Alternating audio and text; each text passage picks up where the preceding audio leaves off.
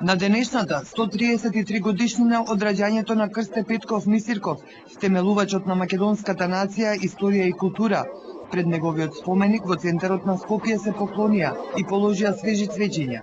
Основачот на фондацијата Рамковски, Велија Рамковски, членови на семејството на Мисирков, академиците Блаже Ристовски и Боро Митричевски, Ристе Ристевски, менаџер на фабриката Лион од Свети Николе, пливачката легенда Атина Бојаджи, Ѓорѓи Христов, уредник на весникот Народна волја од Благоевград, делегации на Институтот за македонски јазик, Институтот за национална историја, на Друштвото на писателите, на Филолошкиот факултет Блаже Коневски, на Универзитетот ФОН,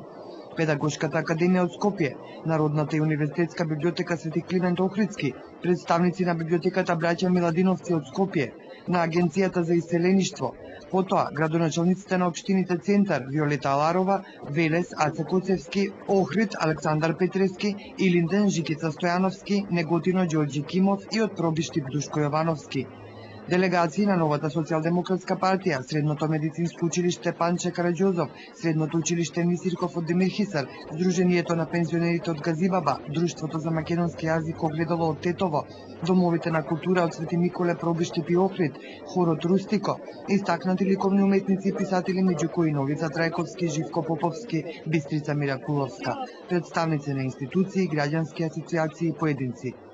Изминатава година Фондацијата Рамковски организираше културни настани во над 20 градови низ земјава, го посети гробот на Мисирков во Софија, го даруваше единствениот споменик на Мисирков во земјава, ги додели највредните награди Крсте Мисирков на истакнати дејци.